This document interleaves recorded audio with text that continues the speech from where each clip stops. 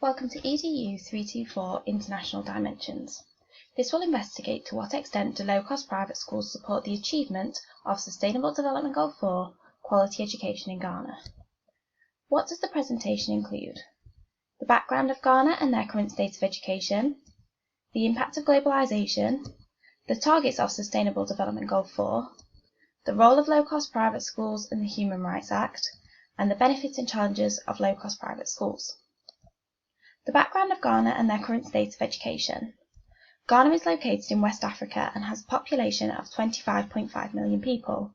In Ghana, they speak English and African languages, including Akan and Ewe. English is their mother tongue language, and this is the official language for admin and commerce in Ghana. Ghana is considered to be one of the most stable countries in West Africa, and according to the World Bank, Ghana's GDP per capita was $2,202.12 in 2019. Elementary education begins at age 6 and is free of charge. However, the public schools do charge for certain things the students will need. The fees are only 21% lower than they are in private schools. Therefore, this suggests even state schools are not completely free due to their indirect payments. Furthermore, 87% of primary age students were enrolled in school in 2019, suggesting most students do attend school, with 49% of them being female. So what is globalisation? Globalisation is the general increase of the worldwide integration of economics, culture, politics, and social systems in the flows of goods, labour, and international services between countries. Global education is part of globalisation and is about preparing young people for the different life experiences in the new developing world, according to Peterson and Warwick in 2014. It is about teaching knowledge and skills as well as the environmental methods of learning, which is connecting learning ideas from around the world. Colby in 2004 states that globalisation can have an impact on schools in an economic, political, and cultural way. For example, it is clear that English has become the dominant language across the world. This could be because English is the dominant language on the internet, in the media, and in the global trade. It was made clear in the Schooling of the World documentary that children who travel to government state schools must speak English, and if they do not, then they will be punished.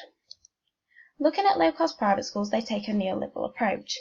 Tooley in 2004 states that low-cost private schools go with the grain and see gaps in markets. By Tooley seeing it as a parent's choice to decide on their child's education, he did not want to waste time and miss a business opportunity. At the same time, he noticed that state schools were taking their time in providing quality education, and he knew that low-cost private schools could do this straight away. Furthermore, he knew if he did this, he could educate and prepare students for their futures, and Robertson et al. In 2017 stated that Tooley knew this is exactly what the low-income countries needed. So, quality education and Sustainable Development Goal 4. Worldwide schools state that the quality of education is important to ensure individuals have the abilities to think critically, solve problems, and be able to make informed decisions about themselves and for their communities. This is important for children and young adults to learn these skills as they learn to connect with other global issues, such as trying to reduce poverty. The UN have been working towards achieving quality education for all. During the last 10 years, significant progress has been made when trying to increase the number of children in school and the quality of education they should be receiving. This Sustainable Development Goal is about trying to help children and adolescents to meet the proficiency standards in reading and maths. However, due to the COVID-19 pandemic, there has been a slight pause in the work from the UN due to the temporary closures of schools. Remote learning was promoted during the pandemic to try and provide quality education for the 91% of students who were affected. However, at least 500 million children remained out of reach of this. In particular, remote learning cannot work in some developing countries, particularly in rural areas due to their internet connection. Akapu in 2008 stated that most of Ghana's internet providers are in the capital city and are dotted around the country. Therefore, this could cause issues for people who live in remote areas without internet access. Low-cost private schools and the Human Rights Act. Low-cost private schools are privately owned schools that are managed by a local proprietor. They are dependent on development costs and carry out a bottom-up approach to follow neoliberalism to attract and retain students. The low-cost private schools offer low fees, and in Ghana, it is around 10% of the total family income. Therefore, this contradicts the UN Human Rights Act. Article 26 states that everyone has a right to receive a free education, at least at elementary level, as this should be compulsory to everyone regardless of their gender, class, ethnicity, and religion. Finally, parents have the right to choose what education their child should receive, and links are made with low-cost private schools, as To in 2016 states that they are high-quality schools which meet the parents' demands and are working with the local communities in Ghana to meet the children and parents' needs. Sustainable Development Goal 4 targets and how low-cost private schools are meeting them. The first target is for the UN to try and ensure that by 2030, all girls and boys complete a free, equitable, and quality education. To in 2009 found that low-cost private schools do provide equitable and quality education for all, and that the number of boys and girls in private schools are equal. Therefore, this suggests that low-cost private schools are meeting Sustainable Development Goal 4 as they are educating both boys and girls. However, they do not fully meet this target, as the UN states that education should be free, but the low-cost private schools charge a low daily fee. Furthermore, state schools are not meeting this demand either due to their indirect payments. A second target is to build and upgrade low-cost private schools' education facilities to allow effective learning to take place. The government in 2013 was working with low-cost private schools to deliver quality education and to build better infrastructures. Furthermore, it has been set out that this is where the financial support should go to ensure that children are learning in a safe environment. The final target is for schools to have an increase of qualified teachers. However, To in 2013 stated that the low-cost private schools in Ghana are largely run by unqualified teachers, so schools may not be providing the best quality of education they can be due to this factor. However, it is impossible to see how well private schools and state schools are doing now, and if they are meeting these targets due to the gaps within the literature. The benefits and challenges of low-cost private schools. The first benefit that To identifies is that private schools are located in the poorest of slums and can outperform state schools. This shows that even the poor do not attend state schools due to their low quality. This suggests why most families in Ghana are willing to pay the fee. Furthermore, Ushan in 2015 stated low-cost private schools have students from all backgrounds, and when they are communicating and learning, it can drive high academic motivations between the students. This allows learning ideas to be shared and extended without the most highly qualified teachers, as it was found that maybe not all low-cost private schools have them. Furthermore, they are likely to provide high-quality education due to the parents and the agreements that they have if high-quality education is not provided. The Amiga schools were set up in 2008 by To to provide quality education in rural areas.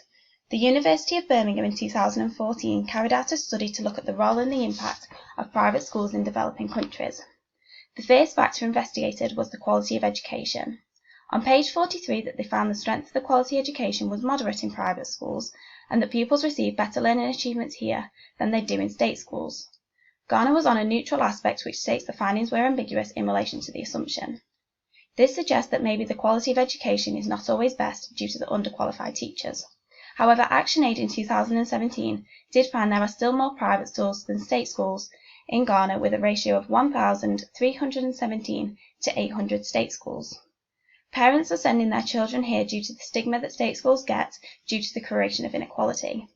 This suggests parents are wanting the best for their child, so they are willing to pay due to the flexibility and of how appealing low-cost private schools are to both parents and students. This is because they are meeting different factors and are welcoming families without stigma. A challenge that comes with low-cost private schools is the affordance of fees. The Amiga schools charge around 75 US cents a day, and apparently their fee is equivalent to what state schools ask for. Aguirre in 2014 and Rose in 2009 suggest for poor families to be able to afford the fees, they take out loans from family and friends, and even start to use the money of which they would use for their basic needs. This shows how families are willing to stop eating or limit what they eat so they can pay for their children's education. Therefore, their basic needs are being neglected. Furthermore, Bryan in 2020 states that if parents do not pay their fees, then their children are expelled until they are. This explains why parents will be willing to give up their basic necessities to allow children to stay in school. However, this is not how families should be living, as this is going against Sustainable Development Goal 2 of zero hunger. So not only are private schools going against Sustainable Development Goal 2, it does not meet the first target of Sustainable Development Goal 4 of all education being free. Overall, the findings would suggest that to an extent, low-cost private schools support the achievements and would reach the targets of Sustainable Development Goal 4 as they provide quality education to both boys and girls. Additionally, low-cost private schools provide a safe infrastructure for students even in the poorest of areas, However, there are reasons as to why low-cost private schools are not meeting the targets. They do not provide free education as they charge a low daily fee for all students, and this is how we can see why low-cost private schools do not fully support the achievement of Sustainable Development Goal 4. To close this presentation, I believe low-cost private schools will be able to meet the children's needs straight away after the pandemic due to them working with their local communities and not having to wait for the government's go-ahead. I believe in the future low-cost private schools should keep the flexible aspect as it is working towards all the development targets for quality education. However, I would suggest they consider looking to reduce the fees of the schools as they are not providing the best quality of education they could be.